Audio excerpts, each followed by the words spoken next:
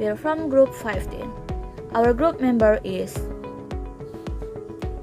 We will show you a video about the environmental management policy of Indonesian forestry resources. Check this out.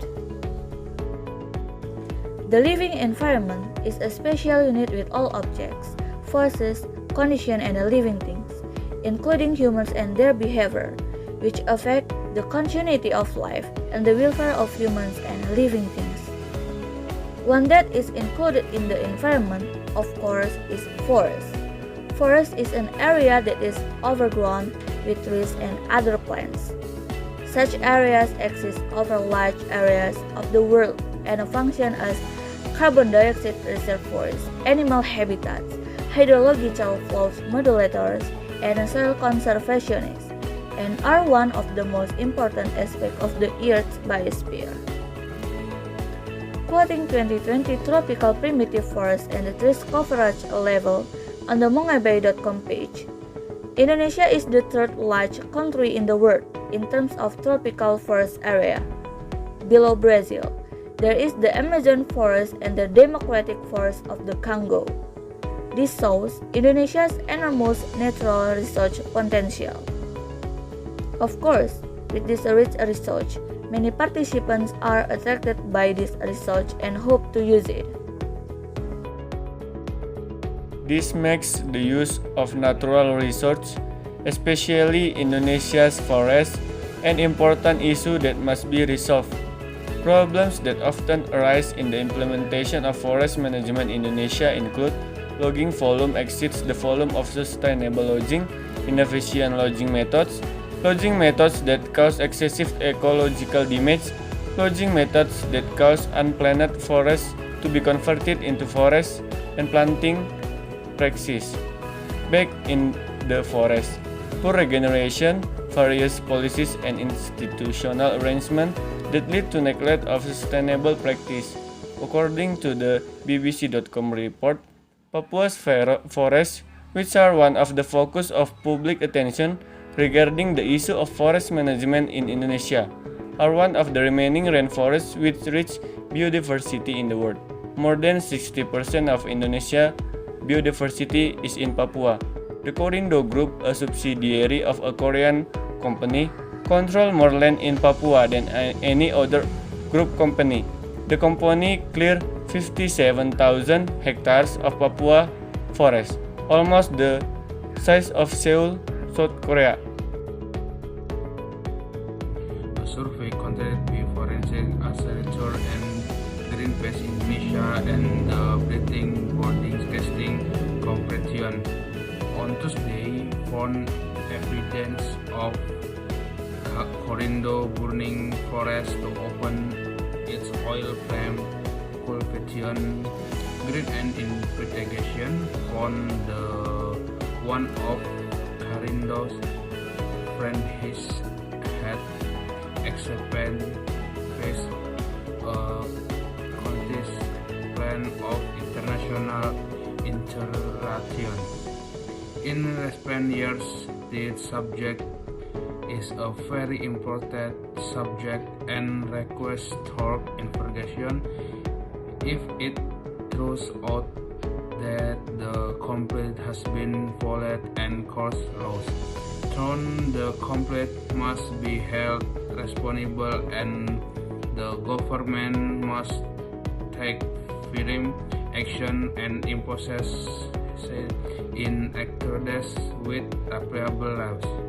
Because it's in the declared land by burning it action paragraph letter law on environmental forest and management and law on healthing has linked the prohibition of burning land. As we all know, Article letter of the law on the right of persons with disabilities status, everyone is vulnerable from combating acts of clearing land by burning. Indonesian law on environmental policy is regulated by the Law on Environmental Protection and Management of the Republic of Indonesia, number 32 of 2019. Environmental management is a comprehensive work to maintain environmental function, which include policies for environmental management, utilization, development, maintenance, restoration, supervision, and control. Natural resources such as water, air, land, and forest are important resources for the survival of living things, including humans. In fact, SDA is not only sufficient to satisfy human life, but also can make a significant contribution to wider welfare.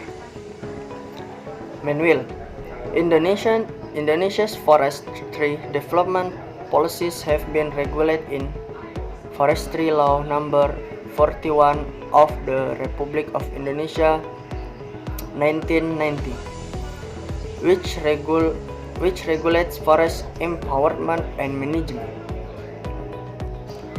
Although many policies for the management and protection of natural resources have been put forward in Indonesia, the plans as well as the roles of all these parties actually still raise issues related to natural resources and environment.